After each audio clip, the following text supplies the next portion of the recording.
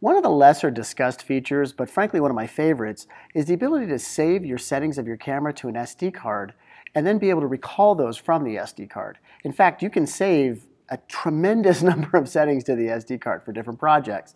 So let me walk you through this. First, we go into the camera's menu setting. Once we're in the menu, we need to go to the wrench tab, and we're going to go to page 3 of 4. You'll see an option at the bottom that says Save Restore Camera Settings.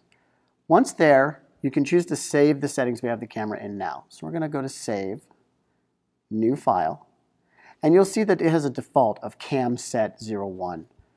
I'm going to name that something different. So in this case, we're going to delete what's set. We're going to name this Mono. So I did M, left arrow, O, N, O for monochrome. And we'll put a number 1 next to that. So we know that's our first monochrome setting. Then we press Set, and now every time I select Mono 1, it'll be my monochrome setting.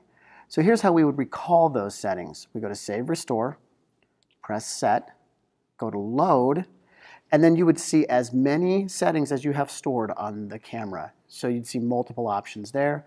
In this case, we just do Mono 1, and now we've loaded those new settings into the camera.